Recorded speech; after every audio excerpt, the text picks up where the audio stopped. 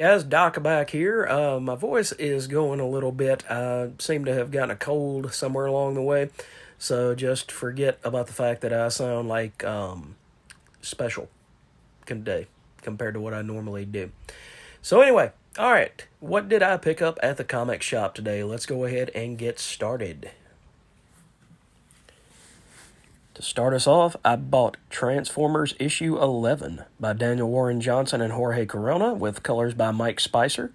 This is Optimus Prime versus Shockwave. Shockwave has captured Cliff Jumper and Jazz on Cybertron, and Optimus is intent on getting them back. So he works with Elita 1 and RC and some of the other Autobots that are still left around, including, let's see, who do we have here? Wheeljack. So, this is building up towards issue 12. Oh, we also have Beachcomber here, too. But you have Carly for the humans, and then you also have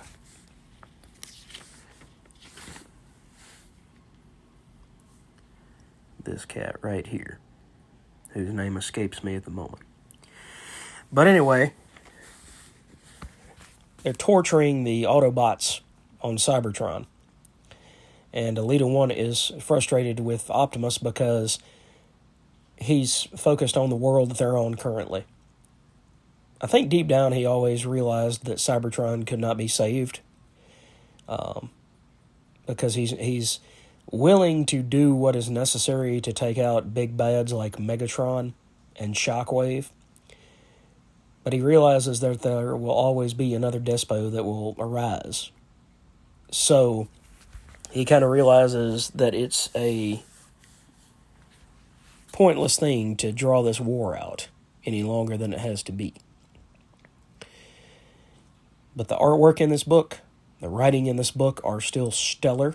It's one of my favorite reads every single month. So I can't wait until see what comes out with issue 12. And who knows, maybe Daniel Warren Johnson will come back and do the artwork in another series. All right. So the next one that I got, I kind of messed up. I bought Kill All Immortals issue 2, thinking that was issue 1 because apparently I can't read. And so I went back and picked up issue 1 as well. And I'm going to talk about this series a little bit more in depth in another video I'm going to do here shortly. So I don't want to spill any of the beans, but I'll talk about those two issues in that upcoming video. But this is by Zach Kaplan, and the artwork is, let's see, Fico Ossio. So I'll talk about issue 1 and issue 2 of Kill All Immortals in another video series that's coming up. And the next book that I got, I'm also going to talk about in a different video. It's from Damian Connolly, who does the artwork and the writing, and it's called Damaged People. And it's kind of like a ghost story about an emo-type girl that goes and finds a haunted house. So again, we'll talk more about that in the next video. Morning Star by Andrew and Daniel and Finnegan finished up with issue 5 of 5, and it was the story of Charlie's family, Charlie's family with his dad Nathan and his mom and his sister, and his father was a firefighter for the Park Service, and he ended up dying in a blaze. And so his family went back to that same park a couple of years later to try to get some closure on exactly what happened and why Nathan had to perish. And it was really loose up until this particular issue, and in this particular issue, everything is kind of revealed as to what is going on. But the colors in this book were just absolutely wild. Look at all these reds and yellows, and it's very vibrant. Very, very vibrant, and it was a good read. It was a fast read, but here you see Charlie talking to his mom. At the end, you come to realize that the father had a part to play in all of this, and that without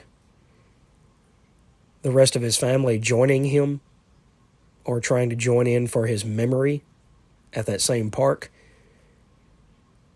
his death would have been for nothing. It would have been for naught. So it wasn't exactly the story that I was thinking that it was going to be when I first started reading it. I thought it was going to be a story about dealing with like the 5 stages of grief and going through those stages together, and that's not what I got out of this. It wasn't a bad story, don't get me wrong. And the artwork was solid. The writing was very well done and well thought out. It just wasn't what I was expecting. But they should be putting this out in trade shortly, so if you didn't get a chance to check this out, I would definitely recommend to do so. If you like stories about family and you like stories about sacrifice and what people will do to keep their family together, then Morning Star definitely ticks off all of those boxes. All right, next up, we have got Green Lantern number 14. This is rapidly becoming one of my favorite titles each and every month. You've got the writer of Jeremy Adams, and then Pazarin and Albert do the artwork this time as penciler and inker, respectively. Even though they're asking Jeremy Adams to tie in all of these tie-ins, Night Terrors, like 2 issues after Green Lantern started, excuse me, and now it's tying in roughly to the Absolute Power miniseries that Mark Waid is writing and Dan Mora is penciling. He has a rock-solid story and a rock-solid idea of where he's going to go with this. And even having to pigeonhole all of these little miniseries tie-ins in does not stop him from getting the story across. I think this is the strongest setup of Green Lantern since the Jeff Johns days in the early 2000s.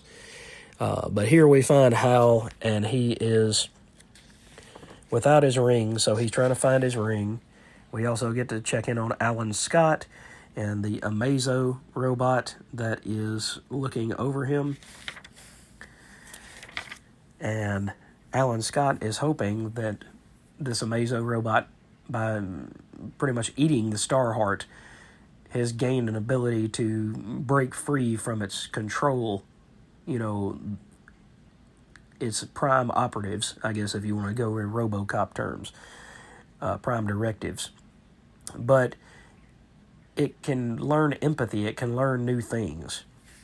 Meanwhile, we get a pretty funny story with Jordan trying to get away from all of these guards, and his ring doesn't work because it's not charged.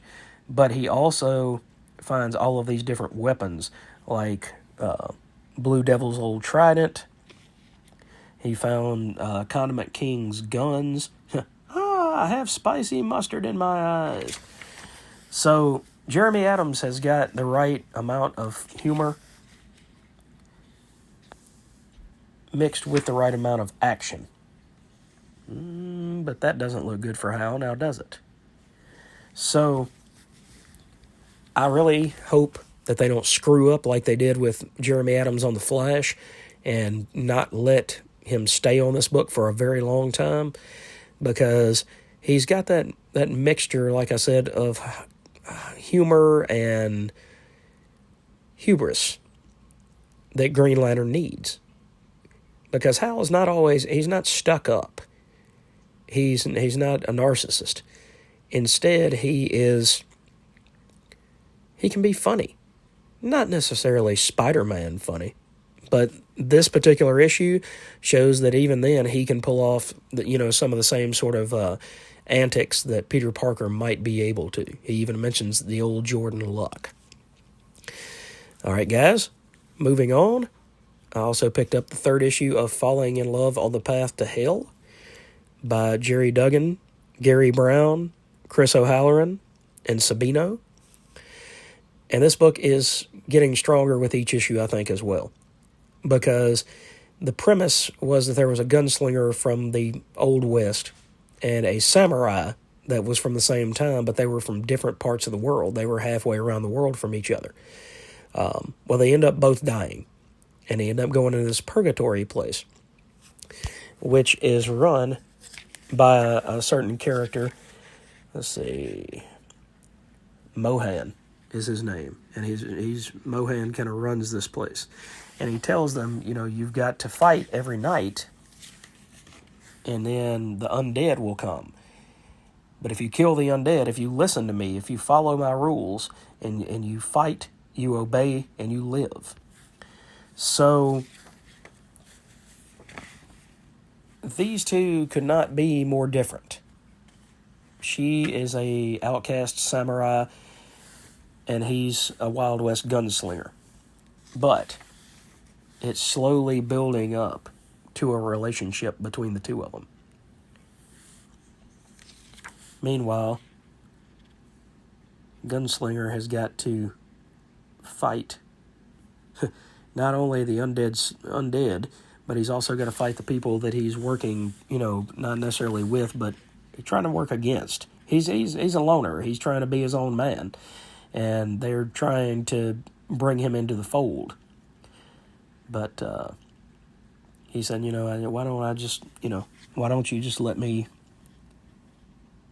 take care of him? And he said, no, he's selfish, but I think I can give him one more chance to integrate, and then if he doesn't take that, then we'll move on and see what plan B is. But the artwork in this story is really, the storytelling is excellent, I would say. They pull him out of here now, and they're gonna beat him within an inch of his life to try to get him to join up. And instead, his samurai friend comes along. So this is the beginning of, I guess, them falling in love on the path to hell. And that's the book that I'm working on right now. So, but I got 2 more books, guys. Give me just a minute and we'll be done here. So I also picked up Amazing Spider-Man number 55 by Zeb Wells. And who was the artist on this? It was Lazo, but what was their name? This was Emilio Lazo, who was the guest artist, and Brian Valenza was the guest colorist. If Zeb had written this type of book for the entirety of the 55 issues he's been on this title, I wouldn't have any complaints. This gets Peter Parker. This and the last issue, even though I heard, and I was going to mention this in a video, I heard people talking about in the last issue that the goblin problem with Norman, it's not like a spirit. Okay? It's not like a spirit. It was a mental illness. And you can't bottle up a mental illness and transfer it to somebody else. It doesn't work that way. Well, my argument against that, and the reason that I really liked issue 54 when it came out 2 weeks ago, was the simple fact that it was an essence in this particular world, because it had been trapped by the spear. Okay, and if you want to go back and think about it in old terms, remember the Spear of Destiny from the Spectre that got a hold of Superman back in John Ostrander's run? That had magical properties. So does this spear that was holding the sins of Norman Osborn. So that means what should be a mental illness has now become an essence that can transfer itself between person to person to person. So hopefully that made sense to you, because it made sense to me, and that issue really had some heart. And this one does too, because now we see Peter Parker in his element trying to go on a date. That's failing miserably because he's talking to Shay, who is his new, +1, or at least that's what she hopes to be. And in this, we learn that Peter is trying to move forward with his relationship. Not with Mary Jane, not with Black Cat, but with Shay. So, even as badly as I would say that Zeb Wells has treated Mary Jane Parker in this particular series, I would also say that this shows growth in Peter's character.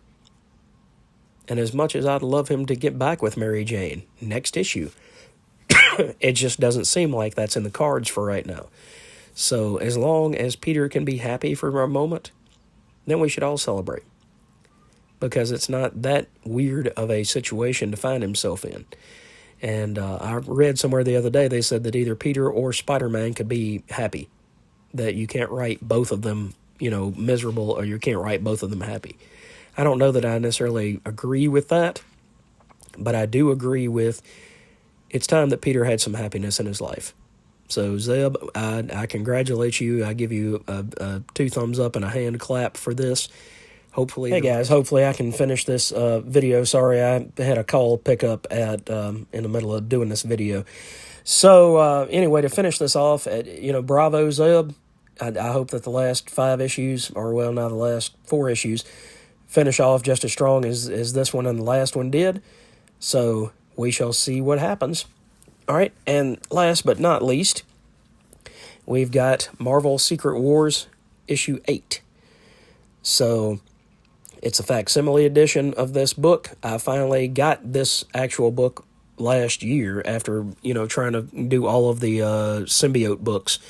And I was finally able to do the get about a 7.5 or an 8.0 copy of this, and it's just as cool as I remember it. Now, I was talking to somebody today at the comic shop, and the only thing I don't like about this particular, about Marvel doing their reprints, is they whitewash everything.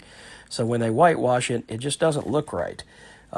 They did a reprint of House of Secrets 92, the first appearance of Swamp Thing, this week from DC, and they did it on, fall newsprint, so it looked like it did when it first came out.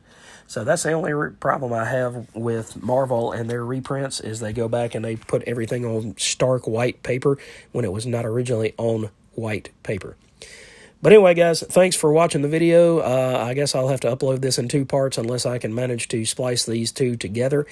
But again, thanks for watching. Hope you enjoyed. What did you guys pick up at the shop? What did you leave behind? Was there anything that you wanted to get and you decided not to pick it up, whether it be a hardcover or a new miniseries or whatever? So thanks again, guys, and we will catch you in the next video.